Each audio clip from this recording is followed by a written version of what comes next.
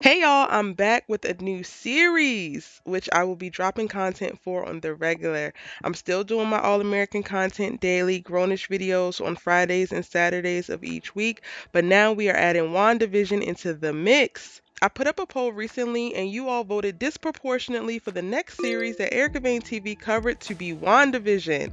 And y'all's wishes are my command, so here we are. Okay, so at the time that I am filming this, the first 5 episodes are available. I did binge all 5 episodes because, to be quite honest, it wasn't until episode 4 that I realized what I was watching and understood more clearly and could really drop into the story.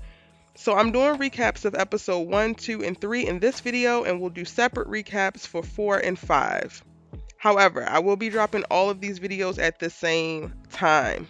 Make sure that you subscribe and catch them all in our WandaVision playlist so that you do not miss a future video. The series starts off with Wanda and Vision arriving in Westview, New Jersey, that is set up to look like 1950s. The entire first episode, titled Filmed Before a Live Studio Audience, was given a I Love Lucy mixed with Bewitched vibe. And while I was here for the throwback TV references, I was very confused as to what I was watching and why. This series takes place after Avengers Endgame if you follow the Marvel Comic Universe timeline, so for all intents and purposes, Vision is supposed to be dead. This is an important thing to note and keep in mind as we move through this series. The first episode sets us up to see Vision and Wanda getting their happily ever after 1950 styles, as Wanda is falling nicely into the role of housewife and Vision has found a regular job and is camouflaging his, being. I love the little inside jokes built into the story, like Vision working at a place called Computational Services with a bunch of analog systems and papers, and he excels beautifully. As he should. He is a computer, for goodness sake. The big event of this episode is the heart on the calendar marking an important date that neither Vision or Wanda can remember what it is supposed to remind them of.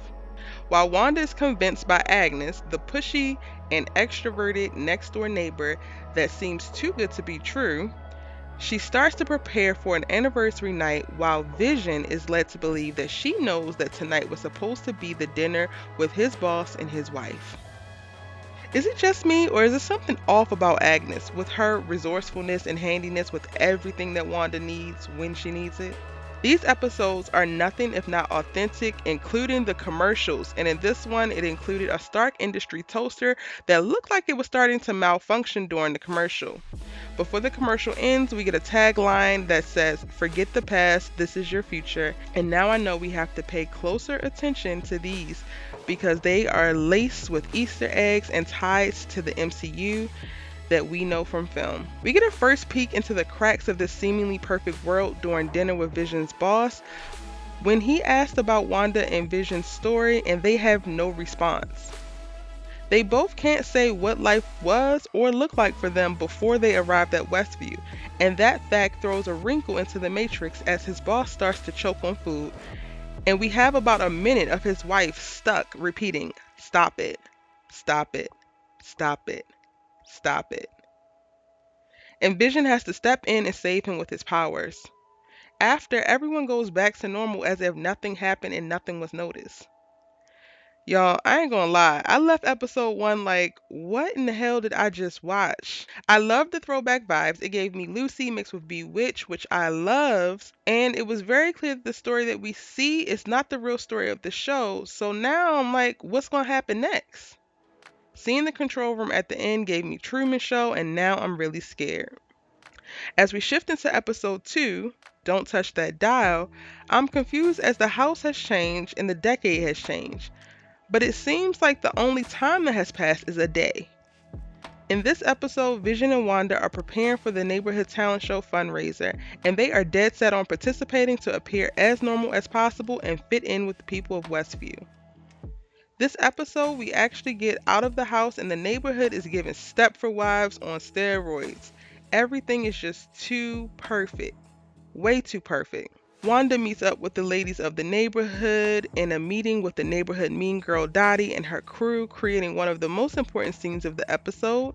In this, we also get to see Monica Rambeau, who is named Geraldine and struggles to find her name when she's first asked, but then recovers swiftly and is back to this perfect pretense or circumstance.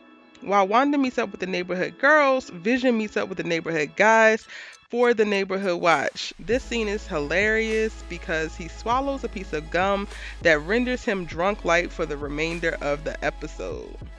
What is happening?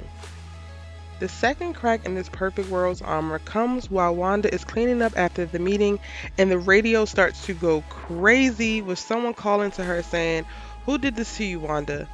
At that exact moment, Dottie is confronting her about her and Vision being weird and something being wrong with them.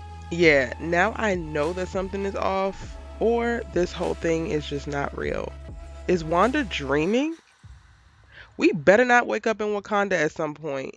But I digress. After a few awkward moments with the radio, Dottie snaps back into what seems like a trance and is no longer confronting Wanda and is also acting like none of the weird stuff that just happened.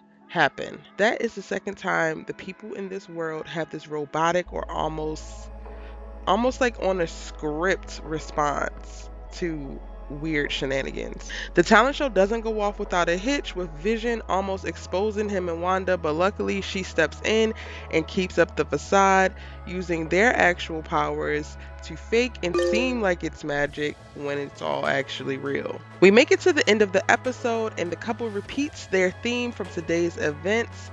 It's all for the children.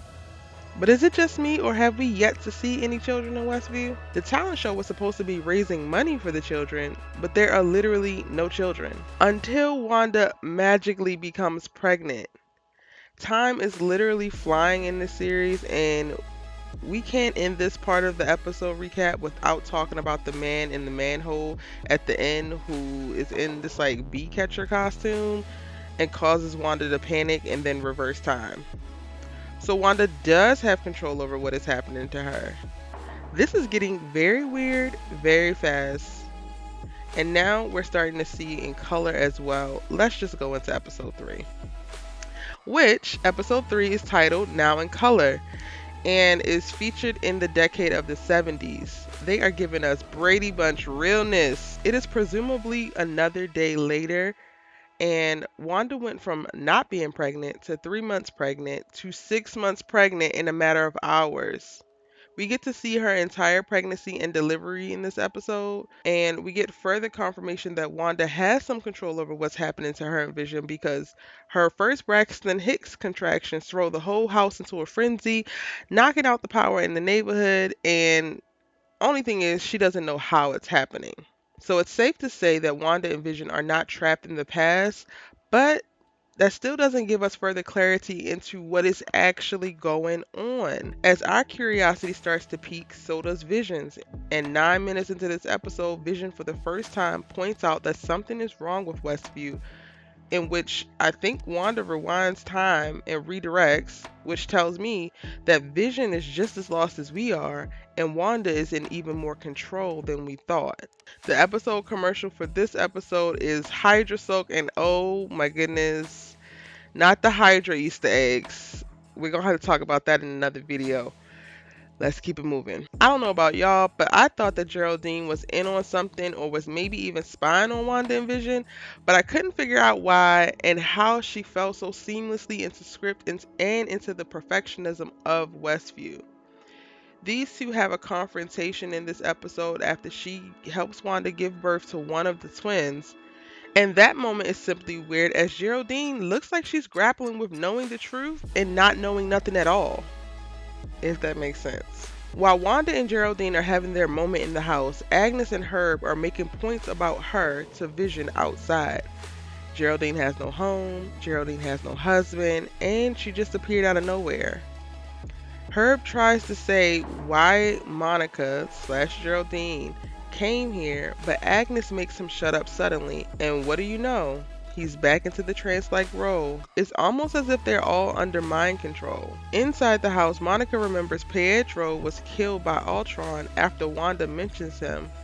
Then she snaps back and is back on program, but when Vision returns into the house, she is magically gone. And we end episode 3 seeing Monica / Geraldine being catapulted out of Westview and subsequently recovered by the military forces surrounding the town. The first 3 episodes really confused the hell out of me. Who is doing this? Who is broadcasting this? Why are they broadcasting? Who is watching? Why does the Westview world change every day? What is the force field surrounding Westview? How in the hell did Wanda have twins in a matter of 3 to 4 days? Again, what the hell is going on? But I want to know what your first impressions of WandaVision are after you watch episodes 1, 2, and 3. Are you excited for the rest of the series? Tell me all of your thoughts and theories in the comment section down below. Before you go, be sure to like this video and subscribe to the channel. I am working on the WandaVision content schedule, and we will at least drop an episode breakdown every week and could add more depending on what videos you guys want to see. So let me know in the comments down below. I'm your host, Erica Vane, and I thank you for watching. I'll see you in the next video.